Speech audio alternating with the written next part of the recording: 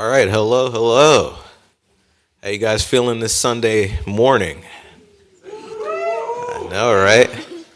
True B-sides truthers here today. Love to see it. Love to see it. Thank you guys for coming out. I really appreciate you guys taking the time to listen to us yap about our project that we've been working on. It's called Red Teaming, a new perspective for intern projects. I'm Mia Hagood. And I'm Kenyan Chambers, and let's get started. So first we'll give you guys an introduction of who we are. Then we'll give an overview of the summer internship that both of us participated in. We'll talk about black box red teaming and white box red teaming research we conducted. And finally, we'll talk about innovations and conclusions from our work. And at the end, if anyone has questions, you can come and talk to us at any time.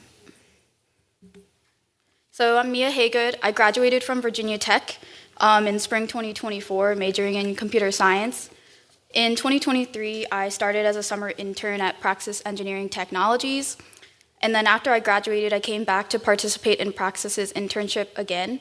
And then finally, after that, I started as a full-time employee, and that is what I'm doing now. I'm Kenyan Chambers. I graduated from Bowie State University in December of 2023. Before then, I did an internship at Praxis in 2023, and they brought me back for the 2024 internship. After that, they brought me on full-time, and here I am today. Okay, so to give some background on our internship, in 2024, last summer, Kenyan and I participated in Praxis's summer software internship program, and the objective of our project was to design facial and speech-based identity recognition systems for access control.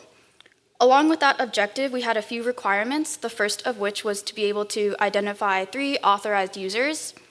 The second was not relying on remote services to run, such as the cloud. And our final requirement was to be resilient to adversarial attacks, which are techniques designed to manipulate or exploit a system using carefully crafted inputs or data. So to meet our requirements of avoiding any reliance on any one cloud service or creating the fully remote solution, we deployed our machine learning models onto Arduino Nano or microcontrollers, specifically the Nano 33 BLE Sense Lite. And this device handled the face and voice identification entirely on the device itself and communicated using Bluetooth Low Energy.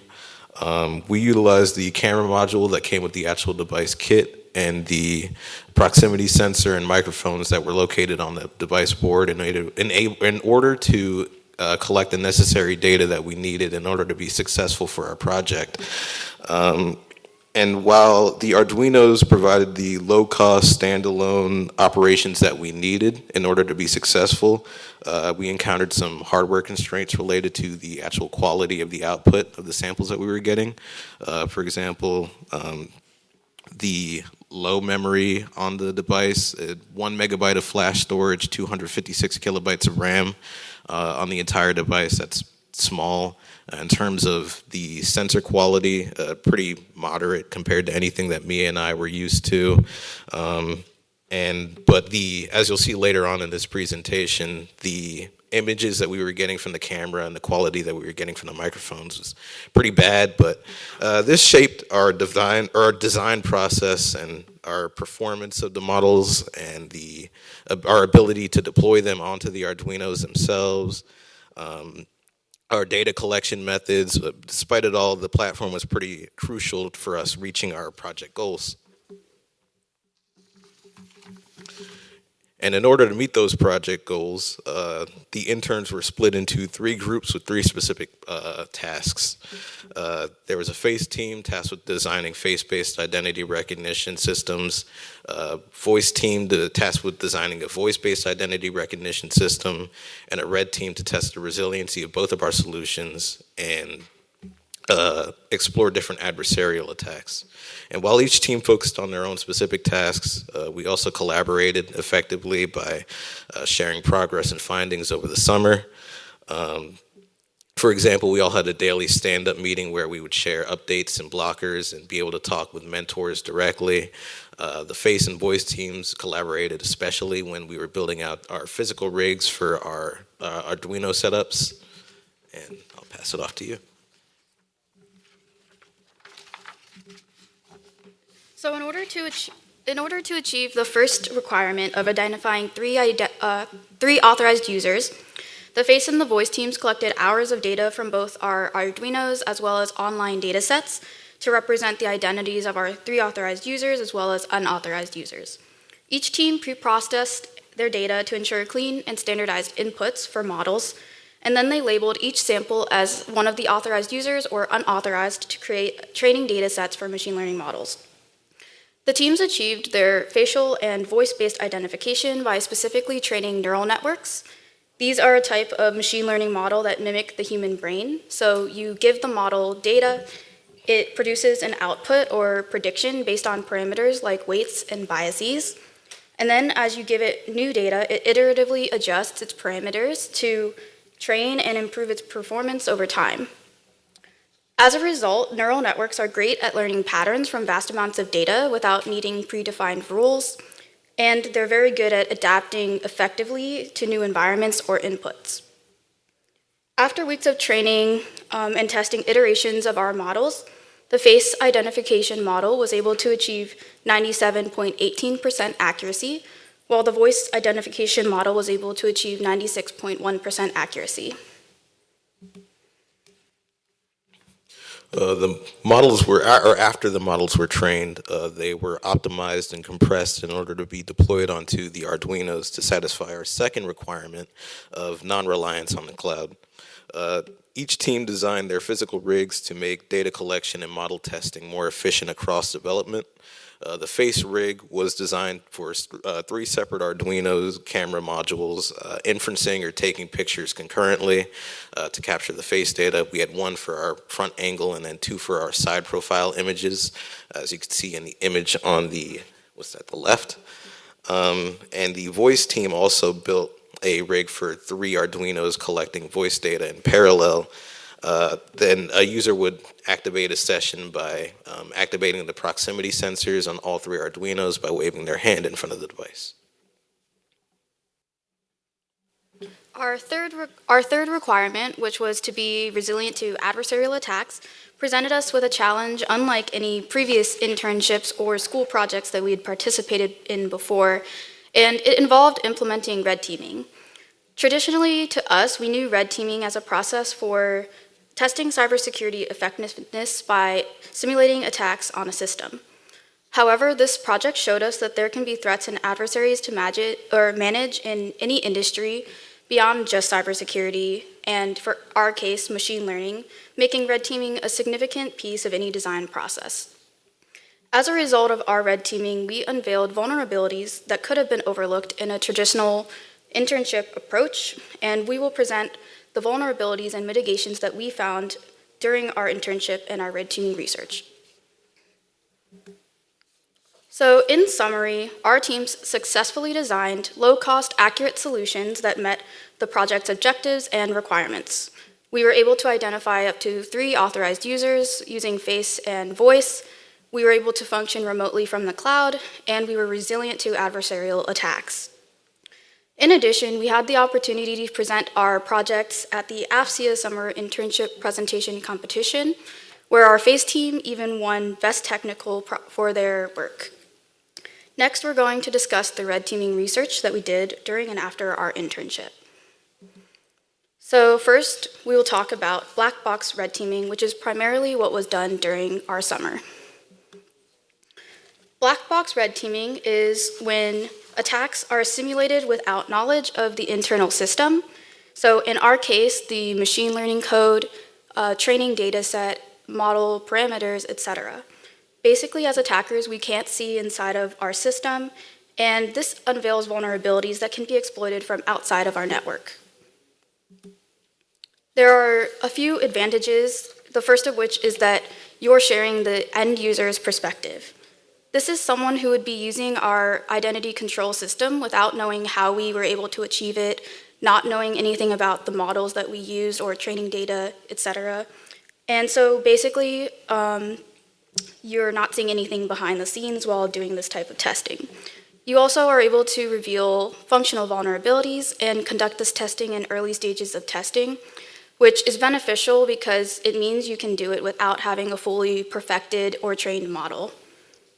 The one limitation that we found, however, is that black box red teaming can miss internal code vulnerabilities and edge cases. So in the early stages of building out our face model, I was on the face team. The red team identified some factors related to environmental elements that impacted the quality of our predictions pretty early on. That being maybe distance to the camera, changes in background, shirt color and lighting, etc. And these factors introduce noise into our data set, causing our model to form erroneous clusters for samples under the same label rather than a unified cluster samples for each, or rather than a unified cluster of data for each sample based solely on facial features. Label, by the way, is the value that the model tries to predict for a sample. So shown here, we see multiple samples for a label called authorized user 3. So due to the model's inconsistent predictions, samples under a label were sometimes being misclassified simply because maybe he was too close to the camera or maybe the light was bouncing off his face in a weird way. So to mitigate the interference that we were getting from the distance, shirt color, and background, we employed a cropping script to decrease the padding around the subject's face. And this would encourage the model not to prioritize anything external and eliminate most non-facial features. Variations in lighting also led to the formations of erroneous clusters. So to address this, we integrated light bars into our setup in order to standardize the lighting across the entire sample set. We also captured images under a different range of different controlled background lighting in order to increase the diversity of our sample set. And this made our model more robust to understanding, like, okay, what exactly is a face versus honing in on any one specific lighting pattern. We tested this we put sticky notes on the side of our faces when we were doing inferencing in order to hide some of the contours that were bouncing off of our faces in any max lighting conditions. And our prediction still graded out pretty nicely. So by making these adjustments and minimizing the model's dependency on anything environmental, we promoted more accurate clustering based solely on facial features. And any further red teaming for our standardization techniques proved unreliable for them. So similar to the face team, red team was able to exploit vulnerabilities in the data collection and testing environments for the voice model. So I'm going to play 2 audio samples that were collected of authorized users' voices earlier on in our process. So here's our first sample. So I got a peach milkshake and I thoroughly enjoyed it. It wasn't bad. And now let's compare that to our second sample. A little earlier, but big sad. So between these 2 5-second samples, we were able to identify several differences, such as the volume that our first authorized user spoke at compared to our second, background noises that would play during the clips, as well as different amounts of silence and pausing. We noticed our second authorized user tended to stop speaking a lot earlier than our first one. So with smaller data sets, these inconsistencies are easier for a model to overfit toward, which means that the model could correlate voices to inaccurate features. For example, if the red team played or spoke really loud, the model might decide that has to be the first authorized user because all of his audio clips were significantly louder than the others. This was the vulnerability that our red team discovered and exploited. They had realized our model was focusing too much on features or noises that weren't a direct product of the authorized voice itself. So we mitigated this by standardizing our data collection and improving our training data quality. First, we standardized the distance that a person could record their samples from by using the Arduino's proximity sensor to activate the microphone for recordings. This ensured that samples were within a standard volume range, no matter what room or environment the sample was taken in, and even across several weeks of testing. We also made sure that the training data for all of our authorized users was balanced, meaning equal amounts of samples and equal lengths of clips for each authorized user. We realized that if we had significantly more data for one user compared to the others, the model would overfit predictions towards that one label instead of equally identifying patterns for each individual. Finally, we also ensured that our training data covered potential environmental scenarios. So as we recorded samples, we made sure to include different varieties of background noises, silences and pauses throughout our clips, different volumes of speech, as well as trying out different emotions. After making these improvements, our red team could no longer use the environment-related tricks to interfere with our model's predictions, and therefore our model was more resilient to those attacks. So next we're going to talk about how racial bias impacted our data collection methods. On the left is our authorized user, one of our authorized users. We'll call them authorized user 1. And on the right are some subjects that are representative of our unauthorized data for one of our side profile cameras.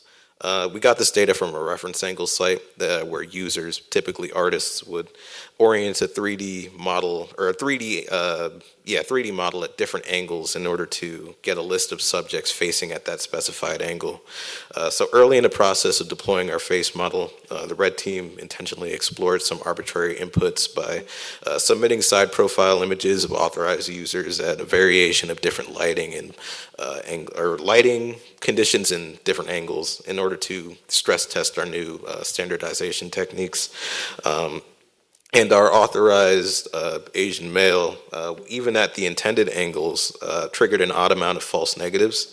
And this uncovered an issue in our training data due to our collection methods that the unauthorized side profile data for that camera disproportionately represented Asian people. And that skewed distribution led to our authorized Asian male being classified as an unauthorized user. I did not cherry pick these images. When we collected the data initially and we went back and we looked at it, over 2/3 of the data consisted of like Asian samples. So what does this mean, right? Biased data, whether arising from flaws in your collection, selection, or labeling, will severely impact the fairness of your model, right? And models trained on biased data amplify those data or amplify those biases, often underperforming for underrepresented groups or overrepresented groups. And it highlights how the models or how biased data restricts the model's capacity to learn any meaningful patterns, right? And the impact of biased data extends to how models define their decision boundaries, which can result in some pretty poorly placed separations in biased data sets. So, for example, if all dogs in a data set are golden retrievers, the model might learn a bad rule like having floppy ears makes you equal to a dog, right? So such oversimplified boundaries can make the model vulnerable to any sort of adversarial attack, which we'll get into a little bit later. So to address these challenges, we improved the diversity of the data set by refining the unauthorized class in our project to include a more diverse range of samples with different ethnicities, different genders, and different lighting conditions to ensure better generalization and reduce the amount of false negatives that we were getting.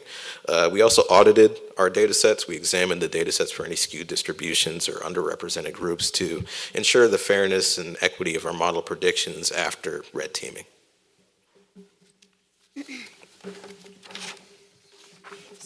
A second vulnerability that the red team exploited for our voice model was using AI deepfakes. They gathered audio samples of our authorized users around the office, and they used artificial intelligence to generate fake audio clips of them speaking whatever they decided that they wanted us to say. They found that they could then play those deepfake samples and be recognized as an authorized user by the model, even though they weren't even using live audio or a human voice. So here's an example of an inspirational artificial clip that was created to mimic our first authorized user. It's never too late to find your voice. It's about courage. And then here's a real audio sample of something he would actually be saying to our model. Crazy good data set. I think it's definitely gonna like overpower what. So although our earlier model wasn't able to detect the first clip as unauthorized or artificial, we noticed differences between the samples. Like, for example, when we looked at the audio waves, we could tell there were differences when there were pauses between words. So for the artificial samples, the silences were just perfectly horizontal because there was no noise being picked up at all. Whereas in a real scenario, there would be natural background noise that was being picked up by the mic. So even if the user was pausing between words in the clip, the audio wave still showed some frequencies being picked up. So if we as humans could identify these patterns, our neural network could definitely have the ability to pick up patterns and recognize AI-generated non-human voices. And we tested that hypothesis by incorporating deepfakes into our model's training data set. And as a result, we did successfully mitigate the risk of AI deepfake voices. When our red team would generate new AI clips and try to play them to the model, it would be able to accurately label them as unauthorized because having the AI voices in the training taught the model to recognize those patterns and realize that this isn't an authorized user regardless of whether it's a human or not.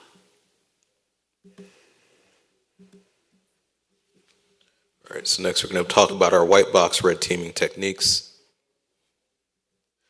So white box red teaming is a software testing method where the internal structure, logic, and code implementation of a system are evaluated. So unlike black box testing, you got to have a pretty deep understanding of the underlying source code behind your system.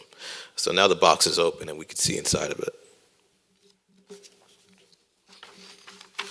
it. So some advantages to white box are that it ensures the code functions as intended by looking at things like security vulnerabilities, logic errors, and performance issues. And some limitations are that as your programmer, in our case our model, grows in complexity, testing every possible branch or input scenario becomes a little impractical.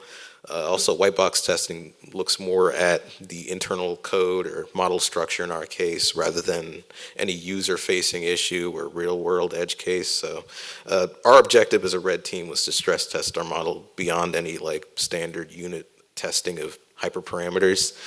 We wanted to explore how to manipulate and deceive our model using these things called adversarial examples, which allow us to manipulate the input slightly to change the competence of a certain model classification. And Mia's going to talk a little bit more about that. Okay, so I'll now go into the model vulnerability that we as the red team were able to exploit. So as stated earlier, when discussing racial bias, bias data often fails to represent the full diversity or complexity of a problem space. And so models trained on such biased data may learn inaccurate feature relationships that result in underfitting, which is where the model oversimplifies and fails to capture true patterns in the data. And this can cause important features to be skipped. So for neural networks, including the ones that we implemented, they often rely on activation functions to decide which features are important for making predictions. We used rectified linear units, or the ReLU activation function for our case, and this is popular for deep learning because of its computational efficiency and training ease, which aligned great with the Arduino controllers, microcontrollers that we were using for our project. ReLU is a simple function that outputs 0 or a linear transformation function, therefore creating a continuous decision boundary made of linear regions. However, these linear regions are rigid and more prone to underfitting and therefore exploitable biased data. So in the image that we have here, there is a decision boundary dividing the purple and the yellow regions, and the majority of the points that are in the purple region are green, while the majority in the yellow region are blue. We want to emphasize that there are points misidentified, specifically those that are located right on the decision boundary. So if you look at where the regions are split up, there are blue dots in the purple region and green in the yellow region, which is incorrect. And this reveals the vulnerability of the ReLU activation function, which we'll discuss how we can exploit that as the red team, specifically in our next slide. So Mia was explaining that we can create adversarial examples that intentionally exploit those linear regions, right? Since the model's understanding was very black and white, any small intentional change to an input can shift it across a decision boundary, which leads to a very high confidence misclassification. So over here on the left, we could see the data, and around it is formed a decision boundary, right? And if we zoom in, let's say for this example, the green data points are representative of images of green apples, right? The blue data points are representative of images of blueberries. So even though we're very close to the decision boundary, over like right by the line, and near other O's or green apples, any slight change to that input can shift that O into X territory, or green apple or blueberry territory. So for example, this could be something like shifting a few of the green pixels on the image of the green apple that the model weighs very highly in its decision to say this is an image of a green apple. What if we made those pixels slightly bluer, right? So also, the upper left and lower right hand corners of the image on the right show up as very confidently being classified as green apples and blueberries respectively, right?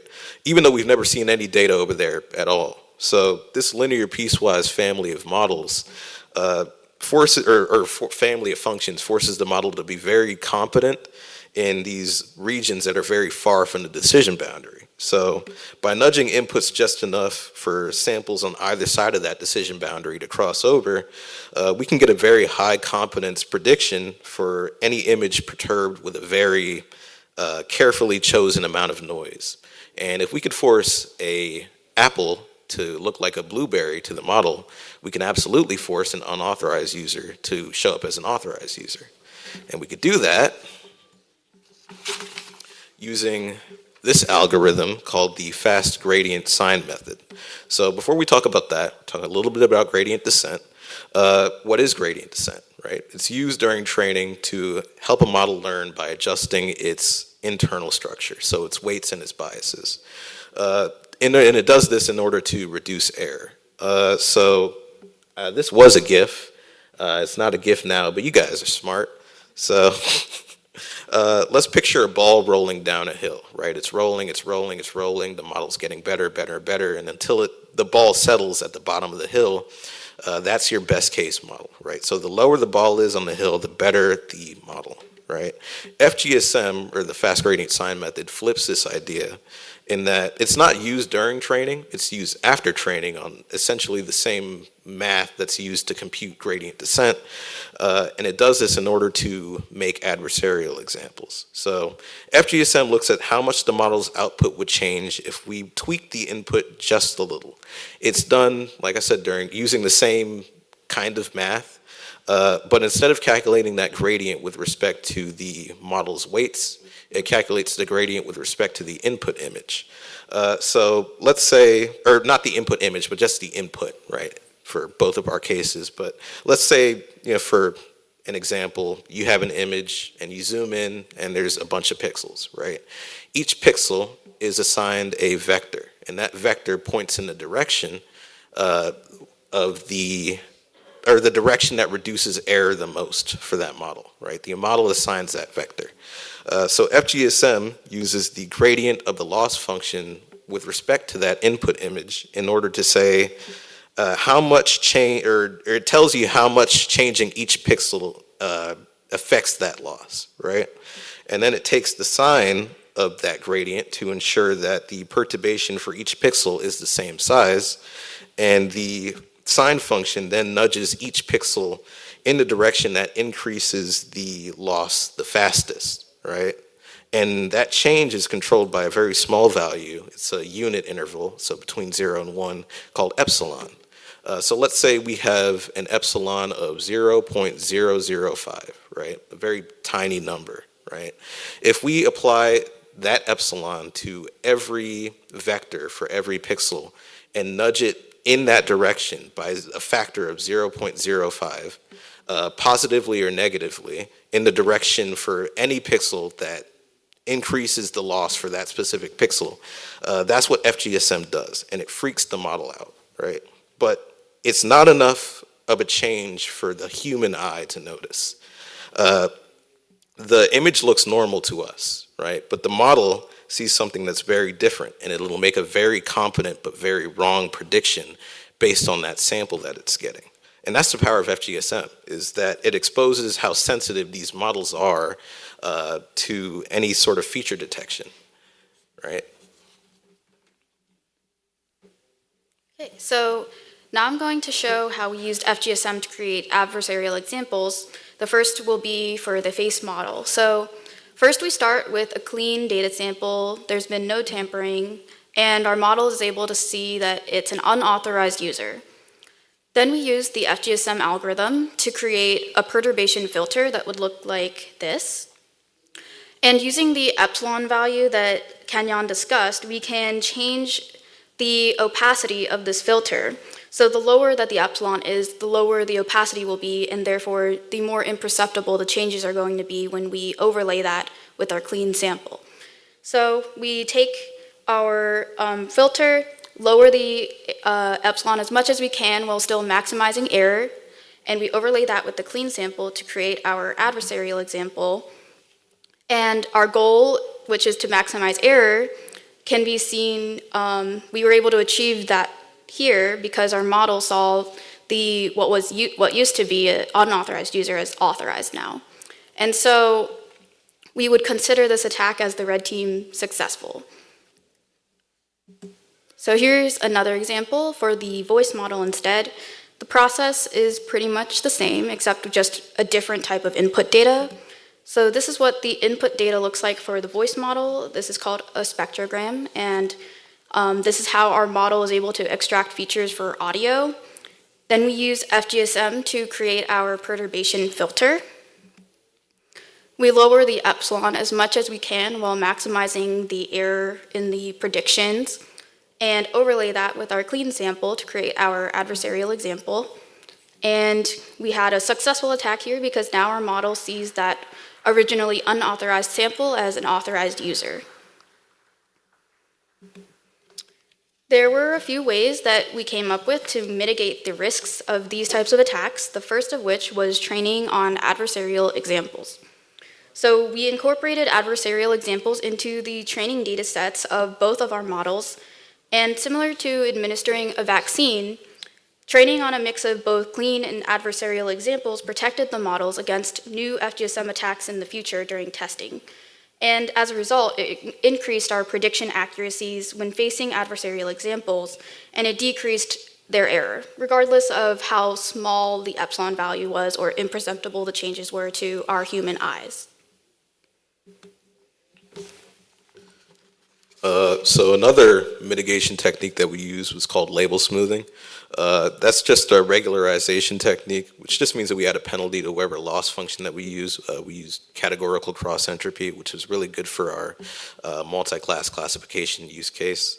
At the end of the neural network, we get a softmax, which gives us a probability distribution, or the likelihood that a sample fits into each class. And the largest value is the highest probability, right? But the process of giving super high importance to the most likely class, however, pushes the rest of the classes to very small values, so that probability distribution loses any sort of relativity. So, for example, here we aim to predict the percentage chance that one of these pictures is of authorized user 1, right, who has the red border. And we can see on the left, the hard labels say that authorized user 1 is 100% for that image, but for the other two, it's 0%, right? Which you'd think would be really good, but it leaves no room for the model to assign probabilities for any of the other labels based on some of the features or more complex features that it needs to extract, right? The model isn't generating features to its full potential. And maybe we want the model to think that an image of authorized user 1 and authorized user 2, which is me, maybe we want it to say these two are more similar because they're both wearing glasses, right? Or maybe authorized user 1 and authorized user 3 are more similar because they're lighter skin tones, right? We want the model to learn relative similarity between these classes, right? And in doing so, the model might understand which features are more important for differentiating between those classes. So in order to do this, we smooth the labels. We scale a temperature gradient And then we divide it by the model's predictions in order to soften those labels and reduce overconfidence. And that's coupled with this mitigation technique called defensive distillation. Distillation uses larger, more accurate models called teacher models to train these smaller, more efficient student models on their output. The teacher model is a normal, much larger model that generates the soft labels using the temperature gradients stated in the previous slide. And the student model is encouraged to learn a broader range of predictions based on the soft labels that it gets from the teacher model, which results in a distillation loss. And this lowers the competence for any extreme predictions and helps handle some of the noise that's generated. So relating back to the adversarial examples that exploit those sharp decision boundaries, distillation makes those boundaries more flexible, and it makes it harder for adversarial examples to push those inputs across that decision boundary. So for this example, we could see on the left, we could see a legitimate sample X and an adversary X star, trying to make a change to its input to mislead the model, making an adversarial example, right? The adversary's goal, as stated before, was to use the gradient with respect to the input image to find a point very close to the legitimate sample, but on the opposite side of the decision boundary, right? Which causes the model to make an incorrect prediction. But if we push that boundary further away from that legitimate sample, it's harder for that small change to cross that boundary. And that's what we see happening on the right. Okay, so now let's go through the testing results that we saw when using our adversarial examples. So first, to establish our baseline, we have the accuracies that our models achieved at the end of the summer internship, which, just to reiterate, were 97.18% for the face model and 96.10% for the voice model.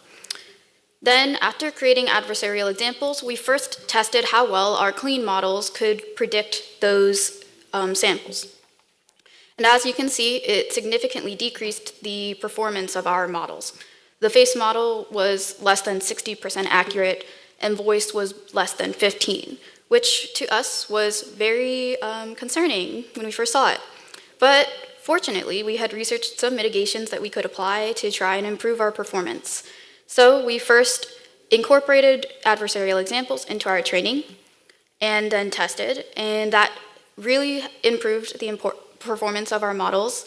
The face model was able to get back to an 80.5% and the voice model to 72.27%. And then finally, to further improve our accuracies, we implemented defensive distillation and label smoothing, and were able to achieve 90.04% for face and 76.67% for voice. The biggest takeaway of these results for us was that although the final accuracies were less than our initial clean models' accuracies, we considered this better performance because we knew that our models were now more resilient to the adversarial attacks that we'd been researching.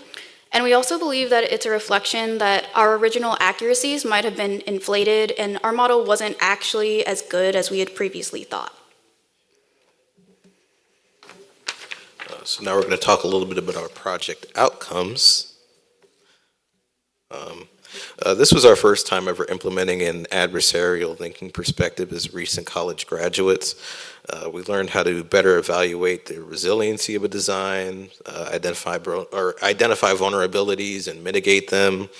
Red teaming the model helped us realize or highlight vulnerabilities related to biases, overfitting, underfitting, data collection, standardization, and the training quality that might have otherwise gone unnoticed had we taken the same approach that we used in school and other internships.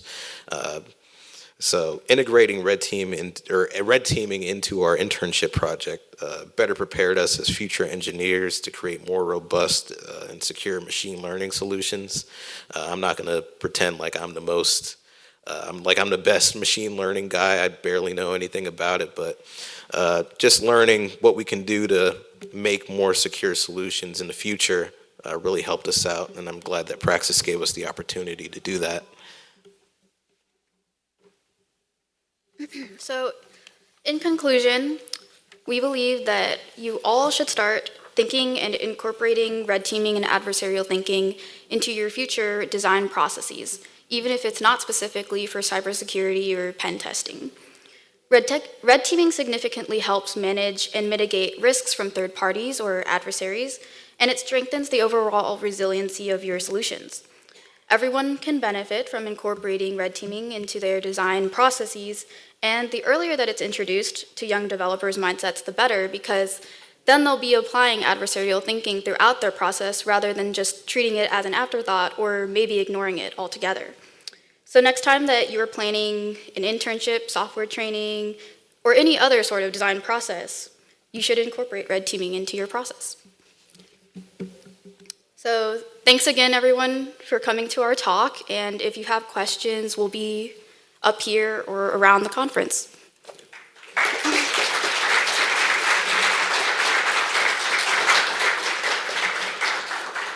So how long did it take, after you've gotten everything done, how much of a sample vocal do you need? So if you were to add authorize 4, how long of a process is it for them to be added? Oh man. Like I said, these Arduinos aren't exactly like great at collecting samples. For us as the FACE team, inferencing took so long, like 10 seconds per picture, and we had to get like 500 for each model. So that's days of just collecting data. I mean, I guess that's the grind, right? But I don't know if it was any different for you, was it? So for the voice team, similar to FACE team, it did take quite a lot of time to collect all of our samples. For our 3 authorized users, we had over 3 hours, I believe, of audio total, so for each person, and that was, of course, split into clips of 5-second lengths so that the model could, process it a bit easier. But actually collecting those samples took even more than 3 hours. It took weeks when you consider us fine-tuning our collection methods as well as cleaning those data samples, because sometimes we would just mess up and our sample would be useless because we didn't actually speak during it, or we dropped the Arduino or something like that. So My question is, if you were to add a 4th person, now Yeah. that you've got all this training done, adding a new person to the authorized list, yeah. what would you need? Would you need 3 hours of one person's vocals to add them to the authorized list? The voice. Yes, ideally, because our goal was to have balanced amounts of data for each authorized sample. So if we had only 1 hour for a 4th person, the model would likely not equally recognize patterns for that 4th person because it had so much data for 3 other people compared to that 1 person, if that makes sense. And FACE, we did look at ways that we could collect data faster, mainly by taking pictures with our laptops or something, and then changing them or compressing them or posterizing them to reduce the amount of color on that image so that it could be processed by the actual model on the Arduino. But some of those also sort of breach into your manufacturing data sort of, and you want it to be taken with the actual model. So there's a sort of happy medium that you have to get when you're doing that. For us, the longer we did it and the more standardization techniques that we used, collecting data wasn't as hard later in the process. So normally you wouldn't need 300 samples, maybe 50, right, to make the model work, but we just want it to be more robust. So hope that answers your question. Go ahead. I had 2 questions. I guess first, when you implemented the defense distillation, did it have any negative side effects to the actual model? Yes, actually.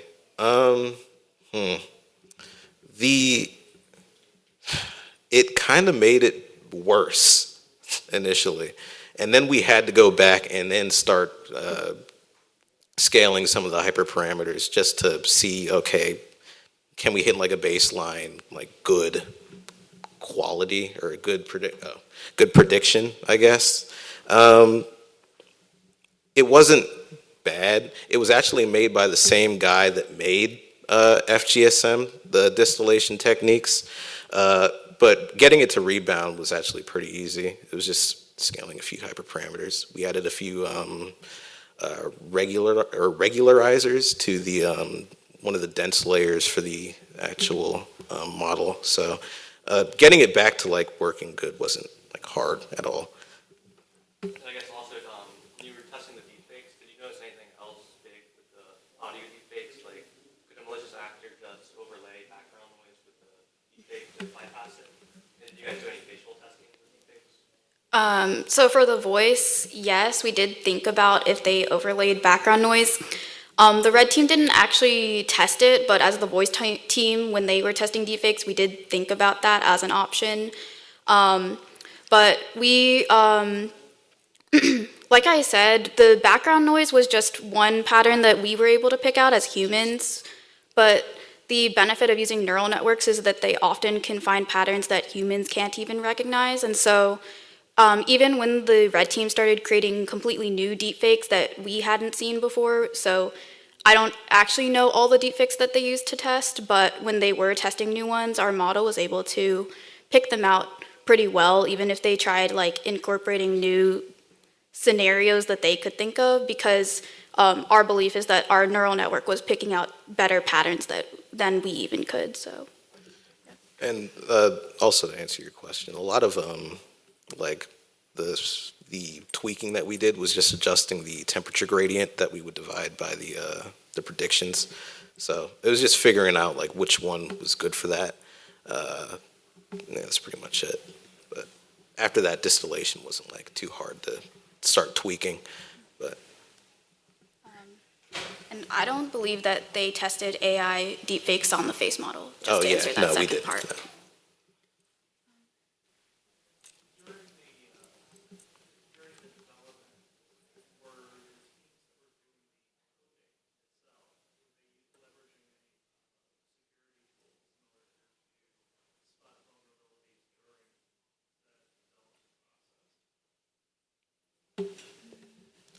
I wouldn't say so, would you? What do you mean by tools? Like, So, for example, let's say you were using certain IDEs, you can incorporate a scanning tool that while you're actually looking at that IDE, it'll pick out security vulnerabilities and also operational vulnerabilities while you're coding. do you want to? We deployed these using a software called Edge Impulse. I believe it was made by Google once they brought TensorFlow in order to deploy a lot of their models onto machine or edge devices.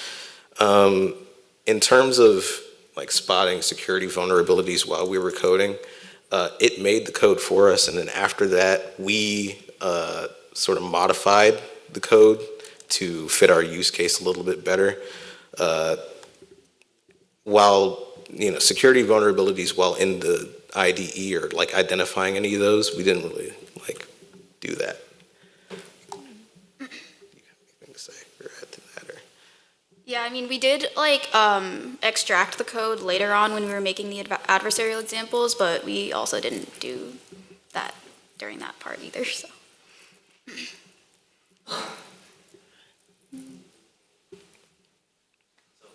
Has this project changed your use of any facial recognition or voice recognition software, or just in general, has it changed your perspective?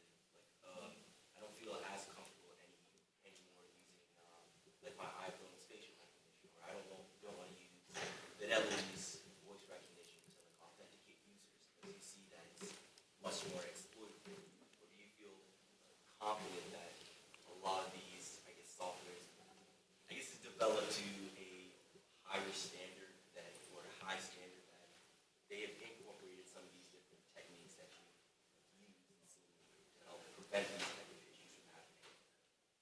Well, for the voice model, I definitely feel more mindful of like when I'm using my voice for any sort of software that like might be recording it, or like when websites ask for permission for your microphone, things like that, I guess, or if they ask for audio clip to record, because now I know that you can use a pretty modest amount of real data to create AI versions of yourself. So that's one way that it changed my mindset.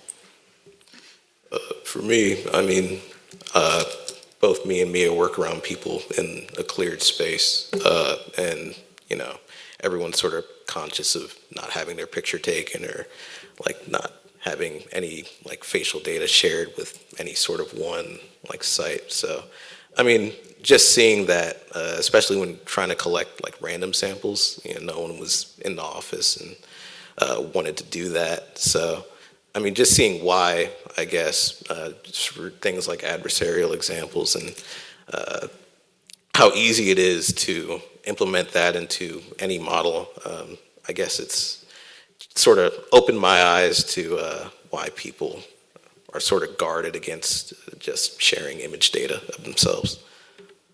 I still use my face to unlock my phone though. So.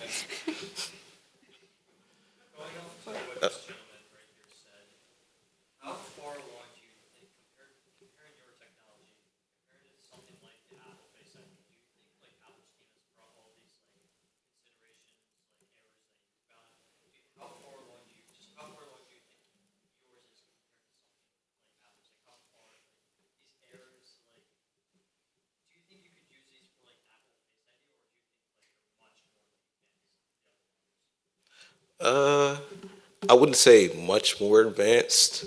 Our solution was mainly just a low-cost solution. No, before us, I guess, no one had really tried doing face identity recognition or any significant voice identity recognition on these like resource-constrained edge devices. It's not really something that a lot of people do. So, like that was sort of our our pitch, right? Was that we wanted to be able to get something close to an industry standard while also, you know, not breaking the bank. And would I say that it could be used in place of any of these like Apple Face ID? Go ahead. Oh, would I say that it could be used in place of any of that Apple Face ID or anything like that? No. But for a very specific use case of like access control to maybe like a skiff door or something like that, I think it could definitely be implemented with like a few more years of development. But yeah, I hope that answers your question.